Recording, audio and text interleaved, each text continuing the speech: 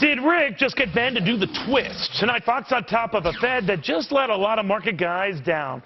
Welcome, everybody. I'm Neil Cavuto, and here's what happens when a guy who wants to be president calls you treasonous for being too financially reckless.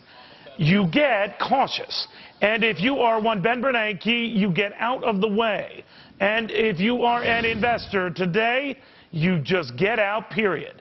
Stocks tanking on help that amounted to little more than teasing and compounded by a ratings agency now clearly warning no one is too big to fail.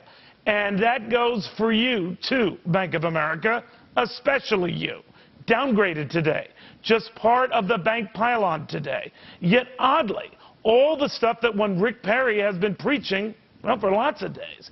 The Fed can't fix things and shouldn't. So the Fed essentially telling the world today, it can't fix things and won't. It's running out of tricks, so it's turning to twists. The Fed announcing a novel way to bring down longer-term interest rates, not by flooding the system with cash, just moving some cash out of shorter-term paper and into longer-term paper, like Treasury notes and bonds. Surely Rick Perry wouldn't think that treasonous or even remotely scandalous, since the notion the Fed is spending billions more in another so-called quantitative easing mission is positively preposterous. No one's getting rescued. In fact, like I said, Moody's today indicated no one is too big to get rescued. So, to sum up, no rescue from the Fed, no hope from Moody's. It almost sounds treasonous. And a satellite is falling down on Earth. Thank you, Governor Perry. All right, the satellite's not his fault. But they do call this Texas justice. Thrive or die. Proof that the state's governor is very much for real. Roll calls David Drucker on all of that. Well, you know, think about it. He got, David, the governor, a lot of grief for his comments about the Fed overdoing things. And today, the Fed really didn't overdo things. What do you think? Well, look, I think Governor Perry is very talented at channeling the anger and the sentiment of the voters that he serves, that he responds to.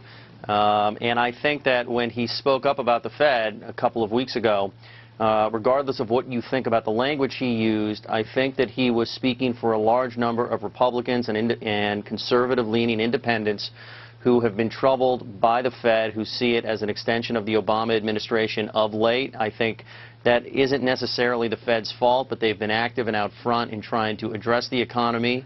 And I think this is what happens politically when times are tough. People look for someone to blame, and no one is immune, especially not in our media culture when we know who the Fed chairman is and we hear about what the Fed is up to every single day.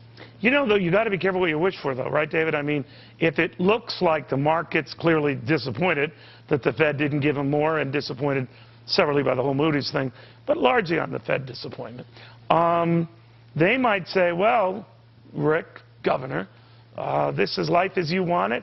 We don't want any part of it. Or you. What do you think? Well, Neil, they might, but I think it's important to point out, and you probably know this better than me, that the market's had some great days, the market has had some bad days over the past couple of years, but things in the rest of the world haven't changed too much, and people, even when the market has done really well, the perception among voters, among everybody else, has been that things aren't that great for me.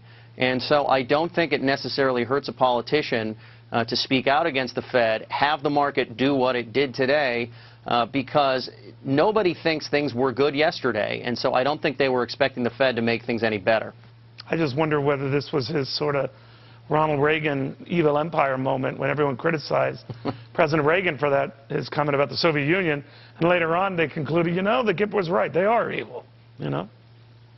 Well, it's possible, and I think it points to, again, Rick Perry's talent of being able to channel voter sentiment before the rest of the world sort of realizes what's going on the ground. Yeah. That he has some faults, but that is a talent that he has. All right, we'll watch closely. David, thanks, as always. Thank you. So is all of this proof that the guy who